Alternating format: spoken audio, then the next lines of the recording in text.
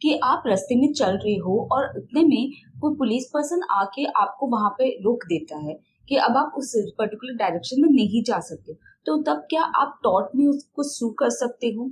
या फिर अगर मैं ऐसे कहूँ कि कोई आया है और आपको धमकी दे रहा है कि मैं तुम्हें मारूंगा और आपको एकदम से फील हो रहा है कि ये तो अब मुझे मार ही देगा, तो तब आप टॉर्ट में क्या एक्शन ले सकते हो उस पर्टिकुलर पर्सन के अगेंस्ट में, और क्या वो उन एक्शन से बच सकता है? Hi, this is Divya and welcome back to DS law academy. और आज हम पढ़ेंगे कि लॉ ऑफ टॉर्ट में ट्रेसपास क्या होता है, specifically trespass to the person क्या होता है। तो शुरू करें। अब देखो, इंटेंशन क्या होता है ये तो हमें पता ही है कि जब कोई जानबूझ के कोई काम नहीं करता है, ये रॉन्गफुल एक्ट कर देता है, तो वो होता है intention. Intention is a voluntary commission of the wrongful act. तो अब ट्रेसपास क्या होता है? Actions that go beyond legal limits involving intentional and unjustified interference with someone's property और पर्सन। किसी इंसान ने कोई जानबूझ के या कोई अनजस्टिफाइड इंटरफेरेंस किया है किसी की बॉडी या प्रॉपर्टी के साथ में, उसको ट्रेसपास कहते हैं। अब ट्रेसपास जो है ये या तो किसी की बॉडी के साथ में भी हो सकते हैं या उसके प्राइवेट प्रॉपर्टी के साथ में भी हो सकता है। ठीक है। अब ट्रेसपास टू प्रॉपर्टी में भी दो टाइप के होते हैं, एक तो है immovable property trespass to land, और एक है ट्रेसपास टू मूवेबल प्रॉपर्टी। ठीक है।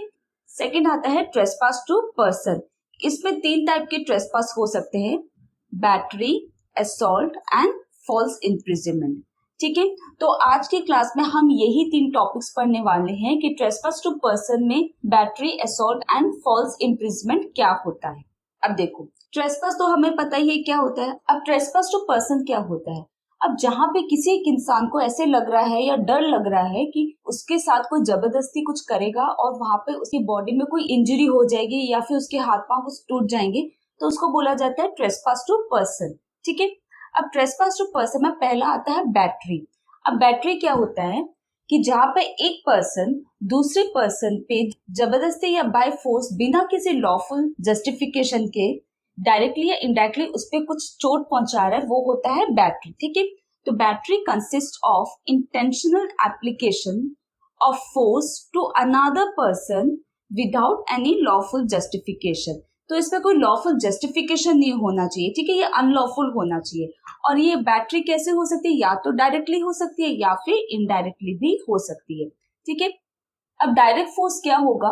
मान लो ए ने बी को थप्पड़ मारा, तो ये जो थप्पड़ मारने वाला था, slapping a person, is a direct force. Indirect force क्या होगा कि किसी ने एक पर्सन के पीछे में अपना कुत्ता छोड़ दिया है, अब वो कुत्ता उस पर्सन के पीछे भाग रहा है, तो इससे तो सीधा उसको डर लग रहा है ना कि कुत्ता मुझे काट देगा, तो ये होता है इनडायरेक्ट फोर्स। ठीक है।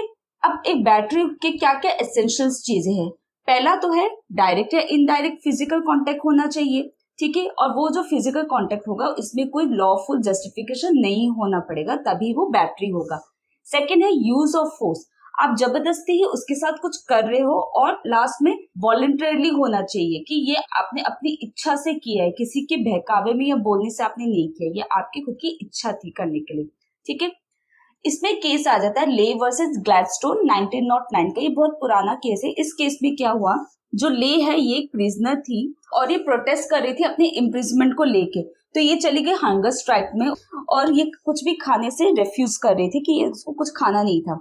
तो प्रिजन अथॉरिटीज को चिंता हो गई इसकी हेल्थ के लिए कि इसको कुछ हो जाएगा, तो जो प्रिजन अथॉरिटीज है उन्होंने ले को जबरदस्ती खाना खिला दिया। वो रिफ्यूज कर रही थी, फिर भी उसके मुंह में उसको कुछ खाना खिला दिया था। तो ले जो है वो चली गई कोर्ट में, प्रिजन अथॉरिटीज और ग्लैडस्टोन को सू कर दिया कि ये तो मेरे साथ असॉल्ट एंड बैटरी हुआ। तो यहाँ पे कोर्ट ने कहा कि देखो, ये जो तुम्हें जबरदस्ती जो खिलाया गया ना, प्रिजन अथॉरिटीज की इंटेंशन है और उनका ये ड्यूटी है कि किसी की जान बचा के रखे। ठीक है। तो यहाँ पे ये बैटरी नहीं होता है। तो कोर्ट ने जो प्रिजन अथॉरिटीज का जो एक्ट था या फोर्स था उसको जस्टिफाई किया और कहा कि जस्ट बिकॉज की स्टेट की ड्यूटी है कि किसी की जान बचा के रखने के लिए, तो यहाँ पर प्रिजन अथॉरिटीज अपनी ड्यूटी ही कर रही थी और ये एक्ट बैटरी नहीं होता है। ठीक है। नेक्स्ट है असॉल्ट। अब असॉल्ट क्या होता है कि मान लो मुझे ऐसे लग रहा है कि एकदम से ये एप्रीहेंशन हो गया है मेरे में कि सामने वाला इंसान मुझे अभी चोट पहुंचा देगा या मुझे हार्म करेगा, तो ये जो एप्रीहेंशन है कि मुझे इमीडिएटली लग रहा है कि ये मैं डेंजर में हूँ, वो हो जाता है असॉल्ट। अब असॉल्ट कब होगा? जैसे ही मुझे ये फील हो गया कि मैं इमिनेंट डेंजर में हूं, मैं या इमिनेंट बैटरी मेरे साथ कोई करेगा, वो जो फियर है, वो जो एप्रीहेंशन है, उसको बोला जाता है assault. The completion of assault occurs when the defendant's action cause the plaintiff to fear an imminent danger. ठीक है, there should be a prima facie ability to do harm. Assault जो है वो हमेशा बैटरी के पहले होता है। ठीक है, मान लो एक्स एंड वाई में झगड़ा हो रहा है। अब एक्स ने वाई को मुक्का दिखाया, ठीक है, कि मैं अभी तुम्हें मारूंगा, तो फिर ये क्या हो गया, ये असॉल्ट हो गया। क्यों? क्योंकि वाई को ये लग रहा है कि एक्स तो अब मुझे मार ही देगा। जैसे ही वाई एक्स को मुक्का मार देता है, वो बन जाता है बैटरी। ठीक है, तो ये हो गया असॉल्ट और ये क्या हो गया, बैटरी।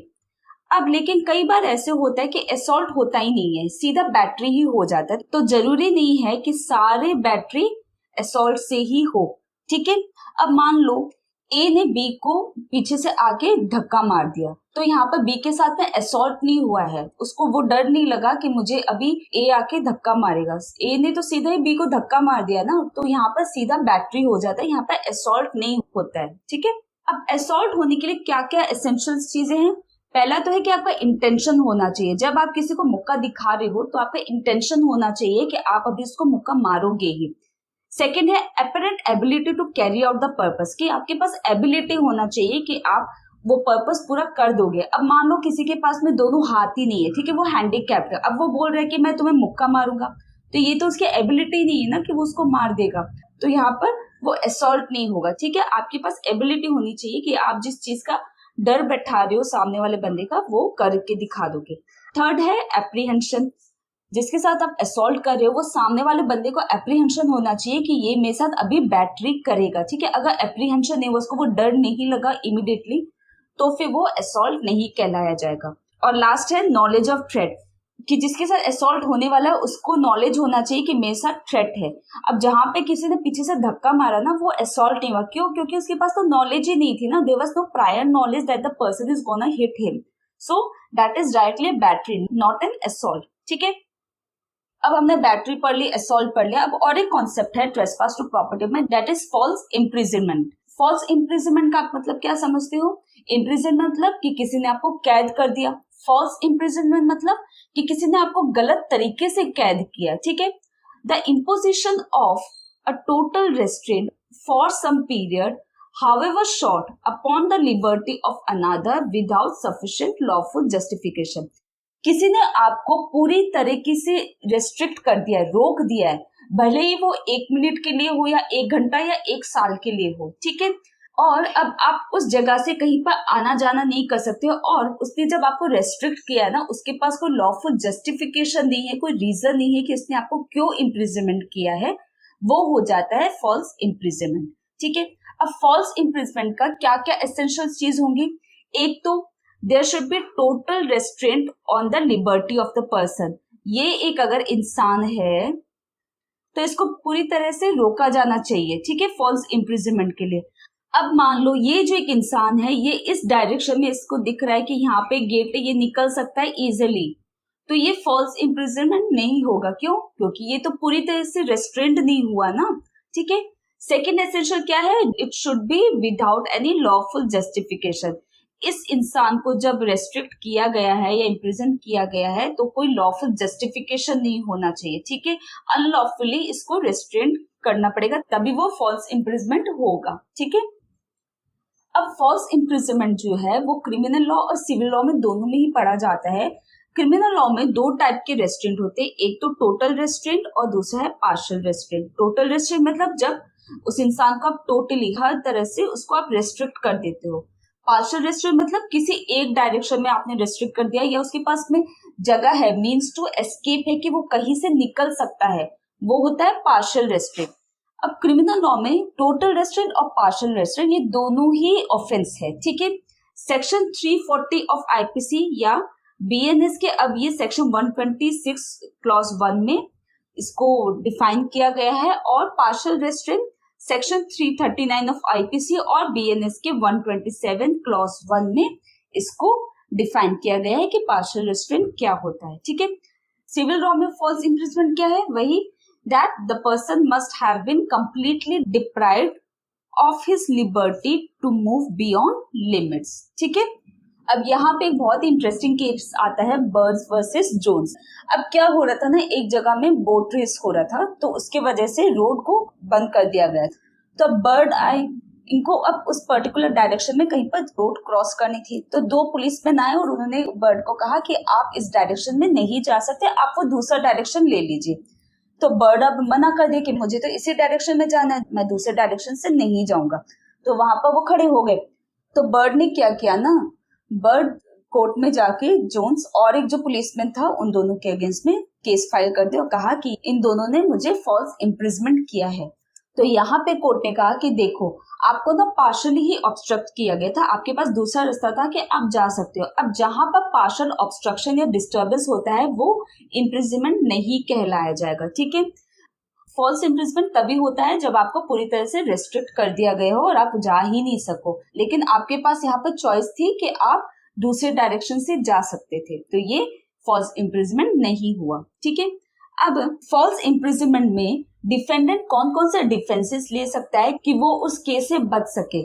पहला है कंसेंट ऑफ प्लेंटिफ, कि प्लेंटिफ ने खुद से ही कंसेंट दिया था और इसलिए मैंने उसके साथ बैटरी या असॉल्ट या फॉल्स इम्प्रिजमेंट किया है। ठीक है, सेकेंड है कंट्रीब्यूटरी नेग्लिजेंस, कि यहाँ पर प्लेंटिफ की खुद की भी गलती थी, सिर्फ अकेले मेरी गलती की वजह से इसको चोट नहीं लगी है, तो यहाँ पर जो ट्रेसपास हुआ है वो साथ में प्लेंटिफ की भी गलती थी, तो ये हो जाता है कंट्रीब्यूटरी नेग्लिजेंस।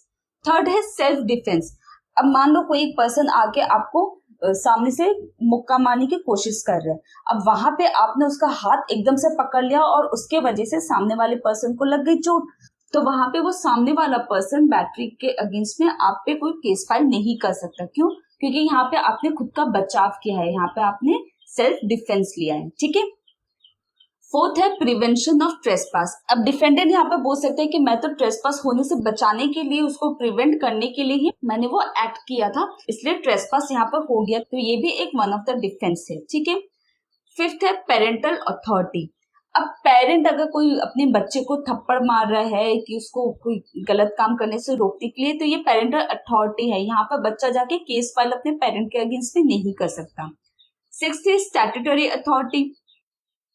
अब ये जो अभी हमने केस पढ़ा था ले वर्सेस ग्लैडस्टोन में, तो यहाँ पर ग्लैडस्टोन के पास क्या था, प्रिजन अथॉरिटी के पास में उनके पास स्टैट्यूटरी अथॉरिटी था कि वो किसी प्रिजनर को फोर्स फेड कर सकते हैं अगर वो स्ट्राइक में जा रहा है और उसकी लाइफ डेंजर में है, तो ये स्टैट्यूटरी अथॉरिटी हो जाती है। ठीक है, आपको किसी लॉ से या किसी अथॉरिटी से आपको पावर मिला है कि आप ट्रेसपास कर सकते हो। ठीक है, उसको बोलते हैं स्टैट्यूटरी अथॉरिटी। नेसेसिटी। अब मान लो कि किसी के एक के घर में आग लगी हुई है, अब जो ओनर है वो अपने घर में घुसना चाहता है ताकि वो वैल्यूएबल्स वहां से निकाल सके। अब पुलिस उसको उसके घर पे जाने नहीं दे रही, रोक रही है ताकि वो बच जाए, तो यहाँ पे ये नेसेसिटी हो जाता है, तो वो पर्सन पुलिसमैन पे फिर केस फाइल नहीं कर सकता। नेक्स्ट है इनएविटेबल एक्सीडेंट। अब अगर इनएविटेबल एक्सीडेंट की वजह से ट्रेसपास हो गया है तो वहां पे डिफेंडेंट इनएविटेबल एक्सीडेंट का डिफेंस ले सकता है। लास्ट है प्रिजर्वेशन ऑफ पब्लिक पीस। अब कई बार कुछ लोग जो प्रोटेस्ट कर रहे होते हैं और पुलिस फिर आके लाठीचार्ज करती है, तो पुलिस अपना डिफेंस ले सकती है कि वो तो पब्लिक पीस को प्रिजर्व करने के लिए लाठीचार्ज किए थे। ठीक है, तो ये भी एक डिफेंस है। अब लास्ट है कि अब ट्रेसपास तो हो गया, तो प्लेंटिफ को क्या रेमेडी मिल सकती है, तो देखो अब टॉर्ट में ना प्लेंटिफ को 3 रेमेडीज मिल सकती है। पहला है एक्शन फॉर डैमेजेस। अब प्लेंटिफ कंपनसेशन मांग सकता है अगर उसको रॉन्गफुली डिटेन कर दिया गया, लेकिन ध्यान रखिएगा यहाँ पर कंपनसेशन ना उसको सिर्फ इंजरी के लिए नहीं मिलेगी, बल्कि अगर वो चाहे तो उसको जो ह्यूमिलिएशन हुआ है उसके लिए भी वो कंपनसेशन क्लेम कर सकता है। ठीक है, सेकंड है सेल्फ हेल्प। अब सेल्फ हेल्प क्या हो गया, सेल्फ डिफेंस ही हो गया। अगर कोई रॉन्गफुली आपको डिटेन कर रहा है और यहाँ पे आप फिर फोर्स यूज कर रहे हो कि आप वहां से बच जाओ, तो ये हो गया सेल्फ हेल्प। अब आप वेट तो नहीं कर सकते ना कि आपको कोई हेल्प करेगा, यहाँ पे तो आपको खुद को अपनी मदद करनी पड़ेगी कि आप उस जगह से भाग जाओ, तो ये होता है सेल्फ हेल्प। ठीक है, थर्ड है हेबियस कॉर्पस। अब ये एक रिट होती है जो आप हाई कोर्ट में लगाते हो। Writ of habeas corpus basically क्या होता है, किसी पर्सन को अगर रॉन्गफुली डिटेन कर लिया गया है तो उसका जो फ्रेंड है या रिलेटिव है वो कोर्ट में जाके रिट लगा सकता है और फिर वहां पर कोर्ट ऑर्डर देगा कि आप उस डिटेन पर्सन को यहाँ पर लेके आइए और हमें रीजन बताइए कि आपने इस पर्सन को क्यों डिटेन किया है। ठीक है, तो ये हो जाता है हेबियस कॉर्पस। तो 3 टाइप के ट्रेसपास टू पर्सन है, assault, battery and false imprisonment. कुछ डिफेंसेस भी है जो डिफेंडेंट ले सकता है, ये भी हमने डिस्कस कर लिया। और लास्ट में हमने ये भी डिस्कस कर लिया कि प्लेंटिफ को क्या रेमेडीज मिल सकती है ट्रेसपास टू पर्सन में। ठीक है, तो नेक्स्ट क्लास में हम पढ़ेंगे ट्रेसपास टू प्रॉपर्टी। और अगर आपको ऑनलाइन क्लासेस लेनी है तो आप नीचे डिस्क्रिप्शन बॉक्स में मेरे सोशल मीडिया हैंडल्स दिए गए हैं, आप वहां से मुझे कांटेक्ट कर सकते हैं। और आज की क्लास आपको कैसी लगी कमेंट सेक्शन में बताइए, और इस वीडियो को लाइक कर दीजिए, कमेंट कर दीजिए, और साथ में चैनल को सब्सक्राइब कर दीजिए ताकि नेक्स्ट वीडियो का नोटिफिकेशन आपके मोबाइल में आ जाए। मिलते हैं नेक्स्ट क्लास में। Take care, bye bye.